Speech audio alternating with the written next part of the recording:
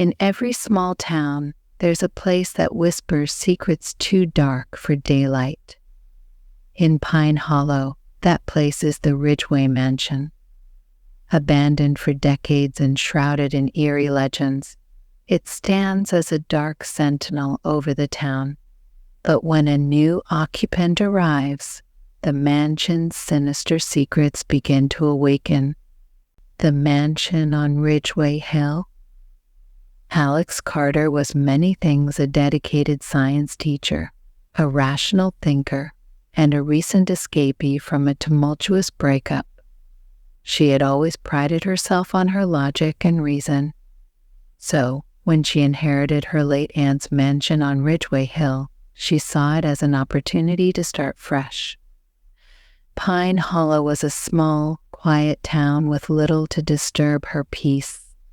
Or so she thought. The mansion, a sprawling estate with ivy-clad walls and towering windows, was a far cry from the sleek city apartment Alex was used to. The house seemed to loom over Pine Hollow, its shadow falling long over the town.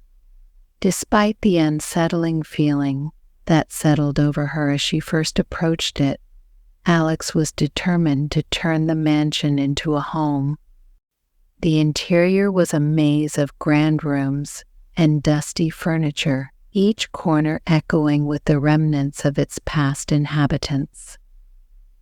As she began the arduous task of cleaning, Alex found herself fascinated by the mansion's old-world charm, the intricately carved wooden paneling, the antique chandeliers, and the faded but beautiful wallpaper. However, as night fell, the mansion's charm seemed to shift. The grand halls that had seemed so inviting during the day took on a menacing quality under the cover of darkness. The once comforting creaks of the old house now seemed ominous. The silence was thick and unnerving, broken only by the occasional distant howl of the wind. Alex tried to shake off her growing unease. Just nerves, she told herself. It's an old house, and it's new to me. That night, as she slept in one of the mansion's many guest rooms, Alex was haunted by dreams. In these dreams, she wandered through an endless hallway lined with doors, each one slightly ajar. Whispers echoed around her, low and indecipherable, like an old, forgotten language. The dreams were always the same. A faceless figure at the end of the hall, obscured by darkness. She awoke each morning feeling drained, the dreams leaving her unsettled. But she dismissed them as the byproduct of her recent stress. The mansion was old, and old houses had their quirks. One day, while cleaning the attic, Alex stumbled upon a large, leather-bound journal. The pages were yellowed and fragile. Her aunt's handwriting, though shaky, detailed strange occurrences in the mansion. Alex's aunt had written about hearing whispers, seeing shadows move, and the overwhelming sense of being watched. "It's just old stories," Alex muttered, trying to dismiss the growing anxiety in her chest. This is what happens when people live alone in a big house. But the strange occurrences persisted. Shadows seemed to flicker at the edge of her vision, and sometimes she'd hear a faint whispering when she was alone. Alex dismissed these as tricks of the mind. The house was old, it made noises. It was only natural for her to be jumpy. Then, one evening, Alex decided to explore the mansion's basement, which had been locked since her arrival. The door was heavy, and it creaked ominously as she opened it. Descending into the basement, she found it filled with cobwebs and dust-covered furniture. In one corner, An old mirror stood, its frame intricately carved but covered in grime. As Alex wiped the dust from the mirror, she felt an odd chill. Her reflection seemed to waver and distort. She shook her head, trying to clear her mind. The mirror had probably just been warped by age. But that night, the dreams grew more intense. The faceless figure in her dreams seemed to be gaining form, becoming more distinct. Alex would wake up gasping for breath, her heart pounding. The mansion seemed to grow colder, and the whispers grew louder.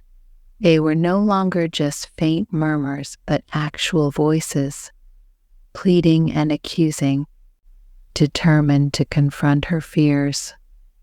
Alex researched the mansion's history. She discovered that the mansion had once belonged to Margaret Ridgeway, a woman accused of witchcraft in the 1800s. Margaret had been executed, and according to local lore, her spirit had cursed the mansion and anyone who lived there after her. One evening, after a particularly harrowing dream, Alex decided to stay awake and explore the mansion at night. She wandered through the dimly lit halls, her flashlight cutting through the darkness. The whispers were now louder, almost coherent, and the temperature seemed to drop with each step she took. In the attic, Alex found a dusty trunk. Inside, she discovered old photographs and documents detailing Margaret Ridgway's trial and execution. One photograph showed Margaret standing in front of the mansion, her face twisted in a mixture of anger and despair. As Alex examined the items, she noticed a particular document, a handwritten account of Margaret's final moments. The words were a mixture of rage and sadness, describing how she had been wronged by the townspeople and how she would ensure the mansion's curse would endure. Suddenly, the temperature in the attic plummeted. Alex's breath formed visible clouds, and the whispers turned into a cacophony of screams. The old trunk slammed shut by itself, and the attic lights flickered wildly. Alex's flashlight began to flicker, casting erratic shadows around the room. A figure appeared in the corner of the attic, a woman with long, dark hair, her face obscured by shadows. Alex's heart raced. The figure began to move toward her, gliding silently over the floor. Alex tried to back away, but her legs felt like lead. The woman's voice was clear now, echoing with a chilling resonance. "You shouldn't have come here. You are not welcome." Alex stumbled back, her mind racing. She reached for her phone, dialing 911, but the call wouldn't go through. Panic surged through her as the woman's figure came closer. She was trapped.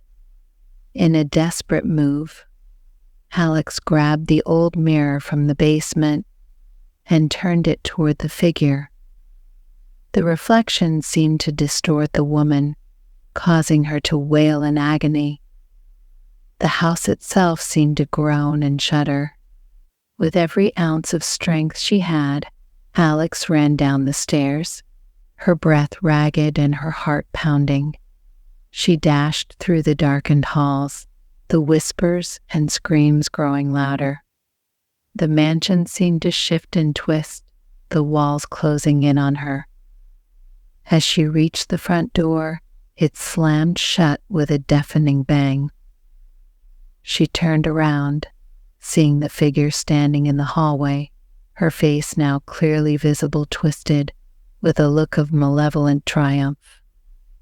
"You can never leave," the figure said, her voice a haunting echo. In a last act of desperation, Alex grabbed a large antique candelabrum and swung it at the figure. The candelabrum passed through her, but the woman let out a final, piercing scream before dissipating into the air. Breathless and disoriented, Alex threw open the door and fled into the night. The mansion loomed behind her, its windows dark and empty. She ran down the hill, not stopping until she reached the town. The whispers and screams seemed to follow her, fading only when she reached the safety of the town's lights. Some places are bound by curses and secrets too powerful to escape. Alex Carter dared to uncover the truth hidden within Ridgeway Mansion, and the mansion claimed her fears as its own. The house remains, waiting for the next brave or foolish soul to uncover its dark past. In Pine Hollow, the mansion on Ridgeway Hill endures, a grim reminder that some shadows never fade.